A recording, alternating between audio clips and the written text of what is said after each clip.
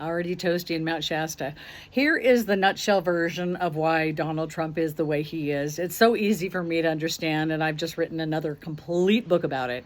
I'm still writing it. It's over 1,500 pages, but it's like it helps us understand the whole planet.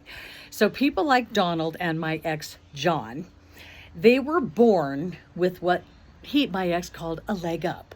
When you're born with a leg up, here is what happens. When I was young, my sisters and I had to clean the house. We had to draw for chores. We did the chores. We cleaned toilets. We cleaned floors. My first job was KFC. We all just did whatever we had to do to survive. And I've done menial task after menial task, but I learned how to make things out of cardboard and be an engineer in my childhood with no money and nothing extravagant. So if you're born with a leg up, you get to go right to the level to where you get to bypass doing the dishes, cleaning the toilets, picking up dog poop because you can't do it right. Sound familiar, ex-husband? Yeah, my child who begged and begged and begged for a dog. So I'm like, we're a family. We got a dog. And of course, her job was to walk the dog and to clean up the poop. She could never clean up the poop properly, according to my ex. So guess what? She never had to do it. She never had to walk the dog. She was too busy playing soccer, basketball, volleyball, guitar, piano, all those things that privileged layer that I was in at this point in this marriage, that's what these kids get to do. So they don't have to do the menial tasks around the house because guess what? We had housekeepers. Boy, would I kill for one now. So we had a housekeeper. So my daughter could have this lifestyle of doing all these things that I didn't get to do.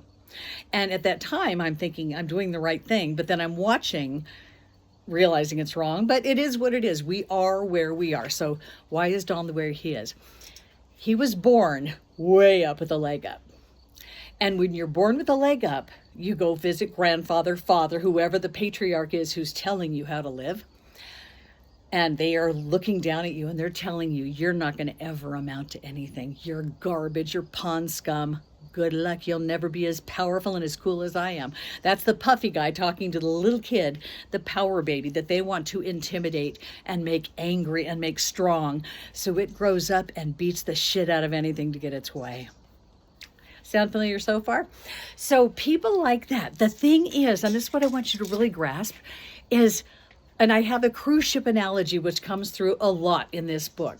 So people who were born in the Philippines that needed income and they had none, they layer the entire bottom of the cruise ship, 1,000 of them piled on top of each other.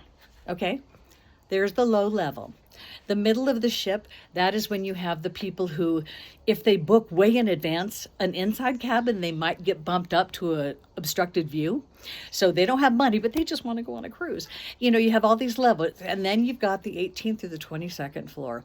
These are the people that do not want to mingle with riffraff. Their wait staff are like hierarchy in the mansion of wait staff because they would never be on the bottom floor with the Filipinos because they have advanced to, they take care of the powerful rich people who have so much money. But the biggest thing about these people, check this with yourself. They believe they are special. None of us are special. Not one of us is special. We come here, we're all the same. We are all the same. We come here to be born, to figure out our path, to get on that path, to create that magical thing we came here to create, to change the planet. And this includes the 1,000 people on the bottom of the cruise ship who happen to be from the Philippines, who happen to work 3 jobs every day, and they don't make money. It goes home to their family so they can survive in the Philippines while they only work on the bottom of the ship. That's all they do. But on the 18th through the 22nd floor, it is the Donald Trumps. It is the John Palmers. It is the people who were told, you are special. You don't do menial tasks. You do not do that. I didn't realize until my daughter's senior year in college, well, nobody told the mother, that she was receiving inheritance all 4 years. She's an inheritance child. Okay, we'll put it that way. So she never had to work. To me, it was a matter of, You need to get your ass to a fast food restaurant. You need to clock in and out. You need to budget your time. You need to manage your time. You need to figure out how to work with different personalities. You need to figure out how to work with that guy you can't stand who's really mean to you. This is why I wanted her to go to work, so she can insert herself into life. But my ex, like, no, she never had to get a job, ever. And then I found out she was receiving inheritance at the end of her senior year of college. So when you have that as your reality, you don't do menial tasks. You don't have to. The help does that. You throw money at that. So people like that, and this is the biggest takeaway from this, the Donalds and the Johns. When you look at yourself that you are special, you see yourself as special because you're who you are. You're this big talking head, this glass ball that everybody thinks is special, who could pop in an instant with a prick of a pen, but you have to keep yourself up there.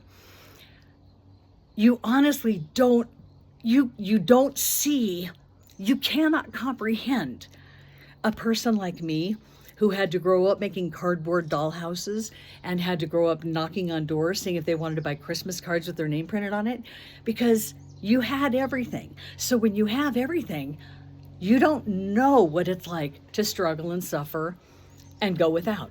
So those of us who are my kin, who have gone without their whole life, just like me, and now it's like I have everything I need, I have more than I need, I'm really ready to downsize and get out of here. We appreciate the struggle. We appreciate and we value the people and what we have to go through. And we celebrate those of us who started at the bottom and we got out of the trenches. We got out. And so those of us who did this, we are the only people who should be running this country. Anybody who was raised with a silver spoon, they don't know what it's like to hurt and to struggle and not have, because they had help to deal with that. So they don't feel your pain. They can't imagine what it feels like to not have, because they've always had. This is what you've got to hear. When you hear these elections and these big rich people are winning in places like Ohio. I worked in Ohio placing temporary industrial people. These are people with no skills, but they could go build a machine and they can put it together. Can our president? No. He hires people for that. The people we need to be running our world, they need to know what it's like to be in the trenches, because they can appreciate everybody. When you've been in the bottom, you come from love and you come from respect. You come from accomplishment. You come from, oh my God, did I do that? But when you're handed everything, and this is the layer of society right now, all these kids that just want to make a passive income for the rest of their lives because they've never been taught to accomplish anything. They played soccer. They played sports. They were like the superstar. And now what? Mommy's not taking care of them anymore. So Donald is messed up because, and John, Dad didn't love you. You weren't wanted, you weren't needed, but you were there. And so you have a utility, you have a function. You do this, you do not follow your own arrow and think you could be who you want to be. You do what we tell you you are, and then you'll grow up and you'll do just fine. But you're up above the rest. Never forget you are special because you have money. Bullshit. They have no idea what it feels to feel love. And I'm alone 2,000% of the time. And I come from love. I hope that opens something up for you. The whole book is amazing. Except for, see, I'm from that rich family, but I don't have any money to publish books. I'm broke. That's the world I come from.